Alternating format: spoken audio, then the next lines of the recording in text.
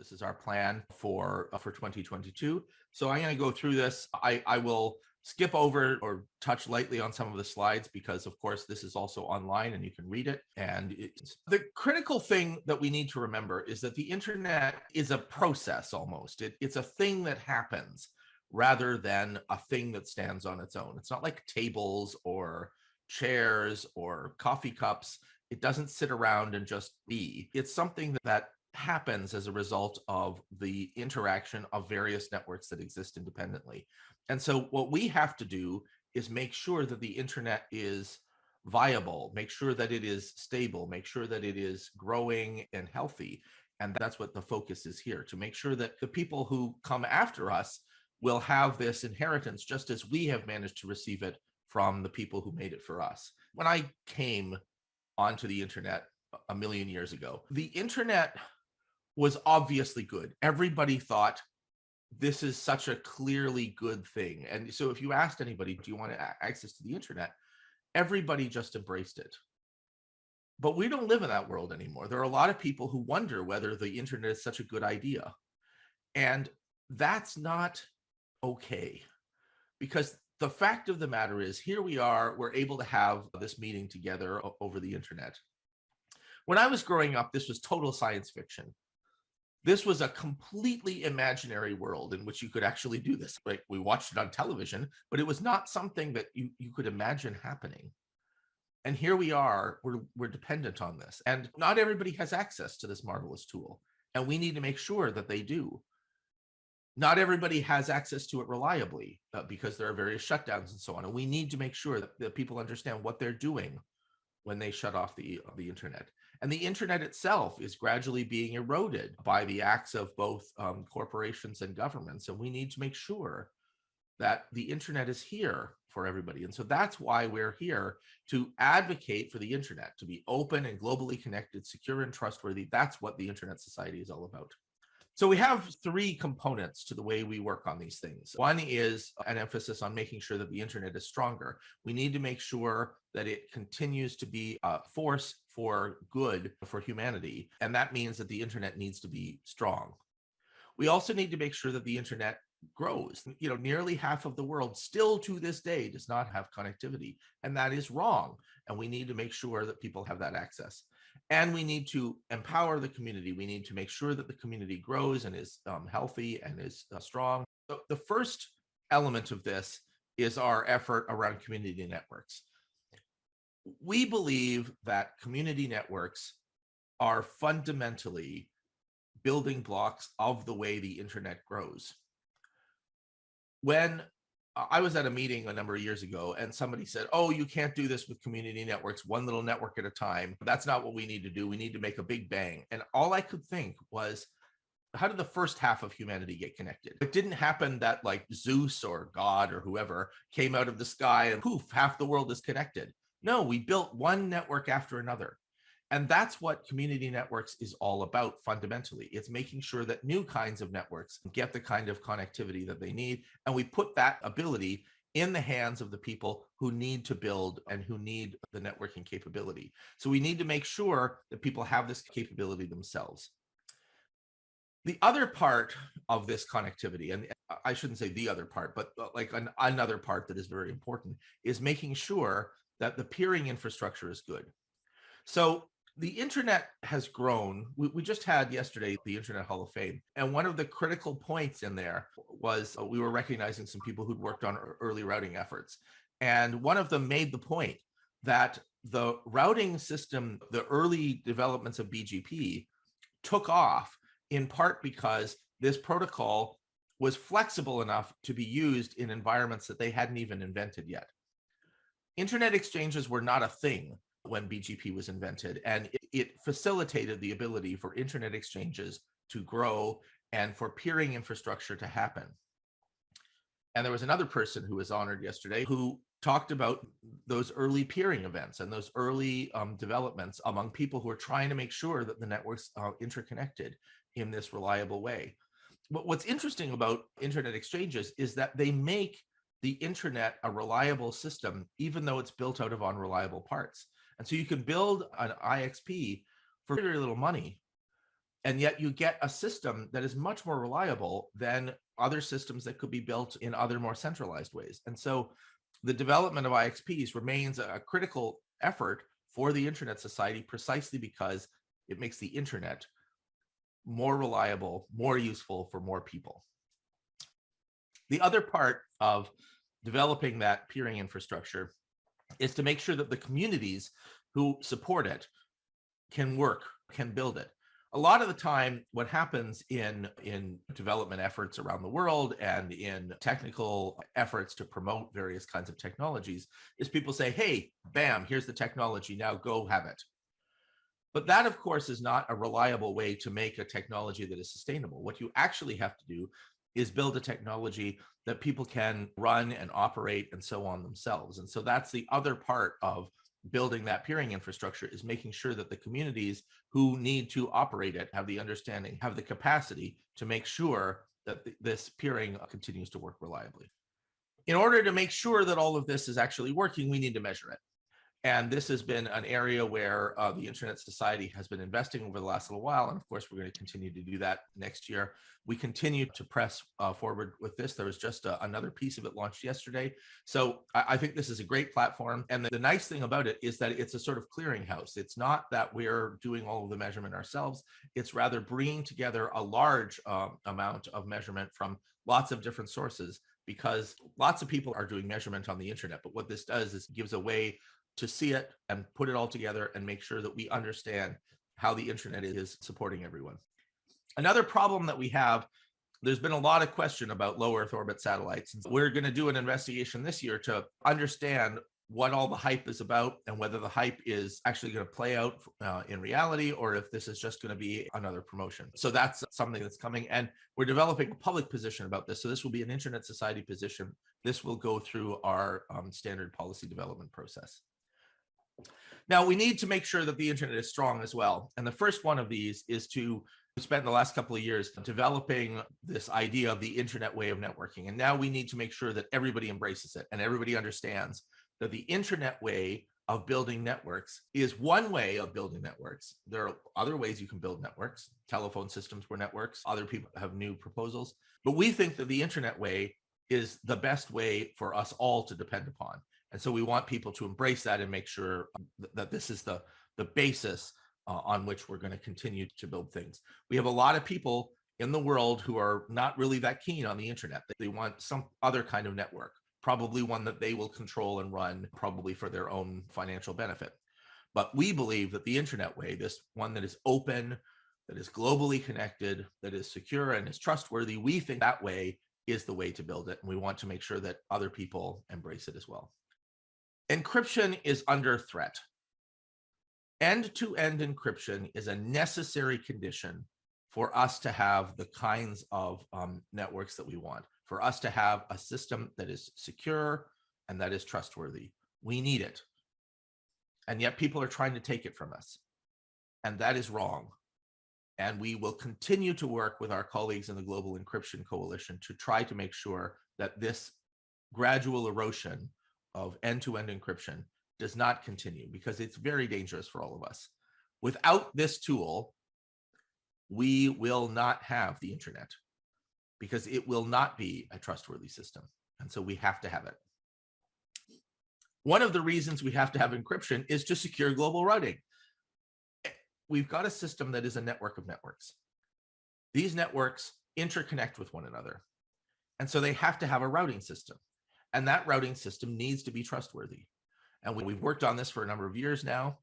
The community is ready to pick this up and carry it forward. And so we've been incubating this for a long time, but now that community is ready, and they're saying, hey, we want to do this. And so we're supporting that. We're here to make sure that the internet community has the support that it needs in order to take over this important task. And that's one of the critical things that we're going to continue to work on this year. Securing global routing is just absolutely necessary to have an internet of the future. In order to have the internet of the future, we also have to have research. The future doesn't make itself. The future is made now. And what some people sometimes say is that the best way to predict the future is to make it. And so that's what NDSS, that's one of the things that NDSS is about, investing to make sure that people have the ability to understand what the future is. And this symposium is one of the best in the world. So we're going to continue to support it. There's a lot of talk these days about digital sovereignty.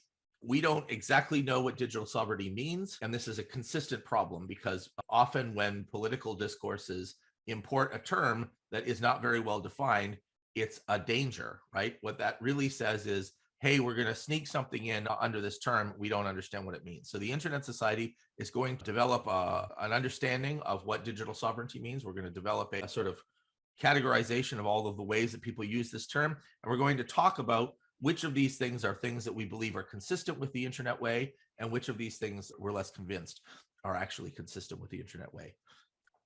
Now, I mentioned that the third prong of what we do, it has to do with the community, and so that's what this section is all about. One of the first things that we need to make sure is that our chapters and our chapter leaders are well supported, and so we have a whole effort around supporting chapters and chapter leaders with training, networking opportunities, and so on. So this is one of the things that we're going to work on this year. Some of you will have noticed that over the last couple of years, we've been working on special interest groups in order to make sure that system is well supported. Historically, this has been a bit of a challenge. We've come up with a new plan for how to do this. And thanks very much to all the staff who've worked diligently on this and all the community volunteers who have contributed to the effort around resetting the way that special interest groups work. This has been so far quite successful. This year is the sort of implementation of that. And we've got the 5 special interest group topics. We've got the standing group topics. We're going to implement that this year. I'm looking forward to this because I think it will put the special interest group program on a solid foundation. Individual membership at the Internet Society has been tricky for a little while. And the reason for that has in part to do with some people want to focus on chapters, other people want to focus on individual membership. And we haven't always done a good job of bridging these two things. So this is a core focus for this year to make sure that membership in the Internet Society for individuals is a valuable thing, something that is individually useful to you. That is not to say that we are deprioritizing chapters. It is rather to say that we want to make sure that the individual membership in the Internet Society is also a strong and beneficial thing for all of the individual members of the Internet Society. We continue to invest and invest quite a lot in our learning and training efforts. This has been a thing that is close to my heart. I don't know if all of you know this, but I'm a failed academic. So years and years ago, I used to teach, and I still miss it. My career took a different path, but I still want to invest in it. I want to make sure that people have the opportunities that I got when I learned about the internet. And so we're continuing to work on that. And this is an area of important focus for us. So I hope that you will take advantage of those opportunities. We need to make sure that we have a future community. The internet does not work just by sitting around. It works through all of this collaboration and so on. And so we need to make sure that we invest in that future. And that's why we have these fellowship programs. One of them launched this year. The second one is coming up next year. We continue to invest in the IGF Youth Ambassadors. We continue to support the Internet Engineering Task Force. We want to make sure that all of the future is as bright as it should be. And that's what all of this advocacy investment is about. Many of you will be aware that our current association management software, Member Nova, is offline right now. And we're aware that this critical resource has been a source of some weakness.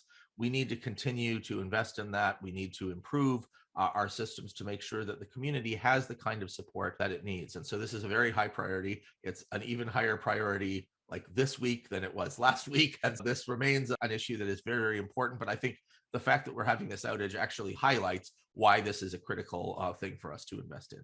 We also need to make sure that the Internet Society is itself healthy. And part of that is financial health. So we're very lucky that we have the resources of the Public Interest Registry, and it contributes a great deal to our budget from year to year. But it's never a good idea to just have one source. And it's never a good idea to have an organization that is all dependent on that one thing. And also, frankly, the resources that we have are great, but they're a drop in the bucket compared to the people who are opposed to the internet. Any nation state in the world has more resources to put to this than we do, and we have to work all over the globe. The large tech corporations who really, let's face it, want to own the online experience, they all have quite a lot more resources than we do to put at this. So we're going to continue to improve our financial health, broaden it. We're going to raise some more money, but much more importantly, we want the sources of them to be more diverse. And that's a very big focus for the next year. We're also going to start a legal precedent effort. And this is going to start in the United States, in part because the United States has a really funny legal system. And it's a legal system where you get to intervene even if they didn't ask you. So in the United States, you can make a filing with a court for any court case at all, where you can say, hey, court, you need some advice. You don't know that you need this advice, but you need it. So we're going to give you some advice. In most legal systems, I'm in Canada, for instance, you can't just show up at the court and say, hey, you need some advice. They have to ask you. But in the United States, for whatever reason, you can butt in and tell them they need some advice. And so we're going to start there. Courts in the United States are also very influential in the way public policy is shaped. And so we're going to work on developing this capability in the US first. If this is successful, we're going to start with up to 6 cases. We don't know if it's going to be all 6. We're going to build this, and then we're going to potentially expand on this program in other jurisdictions according to their legal systems. But we're going to start in the United States. This is a new area for us, so we don't know how successful we'll be at it. That's why it's called out here as a special thing. That doesn't mean that we're stepping away from other kinds of precedential activity. We continue to work with governments. We continue to work in international organizations and intergovernmental organizations, just as we always have. But this is a new way in which we're going to try to build, promote, and defend the internet. We are, I say this all the time, and I think people are getting tired of me pointing it out, but it's really important. We're the internet society. Societies work when we work together. Societies fall apart when we work at loggerheads. So we need to work together to make sure that the internet grows, that the internet is strong.